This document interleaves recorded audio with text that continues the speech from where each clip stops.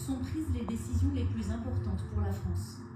Un État incarné par un homme, Emmanuel Macron, mais aussi par son épouse. Les Français la connaissent surtout dans un rôle de représentation, comme maîtresse de maison. Ce matin de 2019, presque 3 ans avant le début de la guerre, Brigitte Macron accueille la première dame ukrainienne. Olena Zelenska débute dans la fonction et semble tétanisée.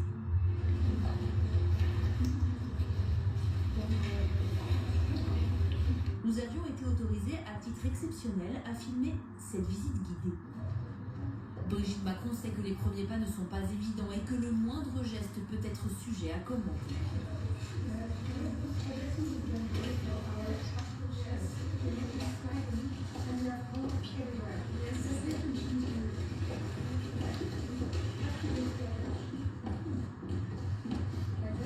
Après avoir traversé le palais, l'ancienne professeure de lettres la guide dans ce que l'on appelle l'aile est de l'Élysée.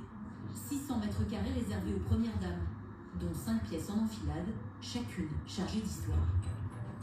Et c'est un salon que l'on prend bien l'habitude. On a ici l'acte d'application de Napoléon Ier. Et Napoléon III, quand il a fait son coup d'État, c'est d'ici qu'il est parti. Voici le bureau que Brigitte Macron occupe depuis mai 2017.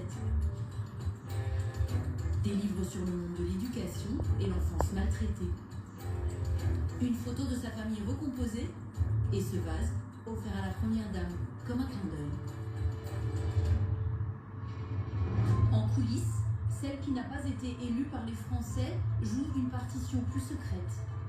Depuis 2017, elle est la coéquipière d'Emmanuel Macron, sa première conseillère. Elle lui dit fais gaffe quand même, le pays pourrait se casser sur pas grand chose. En même temps, pour autant, elle encourage énormément dans la réforme. Elle est une instinctive de la politique. C'est-à-dire qu'elle voit bien, elle sent bien à la fois les personnes, les situations, et elle a un regard assez juste. Quel est son réel pouvoir? Quel rôle tient-elle vraiment auprès du président? Depuis la réélection d'Emmanuel Macron, a-t-elle encore gagné en influence?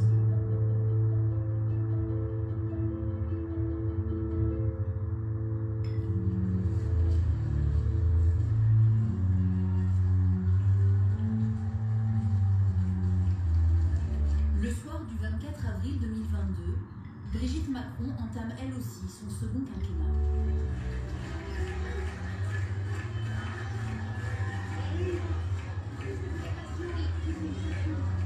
Son mari vient de rentrer dans l'histoire. Il devient le premier président de la Ve République à être réélu hors cohabitation. Pourtant, au Champ de Mars, la victoire n'a pas la même saveur qu'en 2017.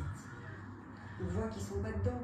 Ces images, elles sont extrêmement parlantes. Il devrait y avoir de la joie, rien du tout. Et sur le visage de Brigitte Macron, d'ailleurs, on l'a croisée pour le point, et elle nous dit, vous voyez, le soir de la réélection, vous voyez ma tête, vous voyez mon visage. Elle a pas du tout envie d'y retourner, parce qu'elle a une phrase qui revient tout le temps à l'Élysée, elle dit, ça n'arrête jamais. Jour et nuit, nuit et jour, il est toujours en train de bosser, il s'arrête, même le week-end, il bosse jusqu'à 18h, c'est impossible. Donc elle vit ça vraiment comme un enfermement. D'ailleurs, vous vous souvenez peut-être qu'elle avait cette phrase au début du précédent quinquennat, elle disait, je me sens comme la reine des neiges, enfermée dans mon palais. Brigitte Macron reste donc à l'Élysée, presque malgré elle. Là où elle vit depuis plus de 5 ans. Un quotidien sur le fil, un rôle d'équilibriste. La première dame occupe les quartiers, ici à droite. Le bureau du président est juste à côté. Depuis leur installation à l'Élysée, Brigitte Macron a toujours exigé qu'il y ait des temps réservés pour le couple. Comme elle l'explique en 2019 sur RTL. On a besoin aussi, l'incommode, de rites. Des rites sociaux. Les rites du petit déjeuner, on parle un peu de la journée à venir. Les rites du dîner, en fait, on dîne toujours ensemble, vers 23h parfois, parce qu'après, elle repart travailler. Elle est très soucieuse, Brigitte Macron, de ménager Emmanuel Macron, dont elle dit tout le temps qu'il travaille beaucoup, qu'il se tue à la tâche. En ce début de second quinquennat, beaucoup de proches et de soutiens de la première heure du président ont quitté le navire. Alors en coulisses, la première dame fait plus que jamais office de conseillère. Et c'est quelqu'un qui se déplace beaucoup, énormément. Elle se considère comme un capteur pour son mari. Elle me dit, le soir, quand il se retrouve dans les appartements privés de l'Élysée, elle lui fait remonter ce que les Français lui disent.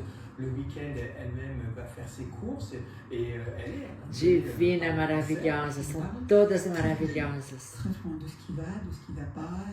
Le sujet qui revient le plus? Alors, il y a eu la guerre. Longtemps, cette angoisse très sourde de comment ça va se passer, est-ce que ça va s'étendre, est-ce qu'on va rentrer en guerre mondiale? Et en ce moment, c'est le pouvoir d'achat. Et vous lui dites à votre mari? Toujours? Parce que tout est... D'abord, il est très preneur. Il a besoin d'entendre et il écoute. Elle lui a dit, fais attention, tu as une image beaucoup trop hautaine, beaucoup trop glaciale, surtout dans ce deuxième mandat. On voit bien que le président est loin, il s'occupe beaucoup de la crise ukrainienne, mais elle parle du déclinisme qu'elle sent dans le pays. C'est-à-dire qu'elle voit bien, dans ce deuxième mandat, elle sent les Français assez plombés. Elle dit, il y a eu le Covid, il y a eu la guerre, maintenant il y a le problème du pouvoir d'achat. Brigitte Macron qui prend le pouls de la France, qui murmure à l'oreille du président et n'hésite pas à hausser le ton. Surtout quand il dérape, comme en septembre 2018, face à ce jeune à la recherche d'un emploi. J'ai vu avec monsieur de motivation, ça fait un moment. Vous êtes inscrit à Pôle emploi? Je travaille sur la rue, je vous en trouve. Il y a simplement des gens qui sont prêts à travailler. Cette phrase d'Emmanuel Macron avec l'horticulteur aux journées du patrimoine à l'Élysée, elle est la première à lui dire « T'es complètement con, pourquoi t'as dit ça ?» Vous faites une rue, là, vous avez à Montparnasse, quand même, vous faites la rue avec tous les cafés et les restaurants. Franchement,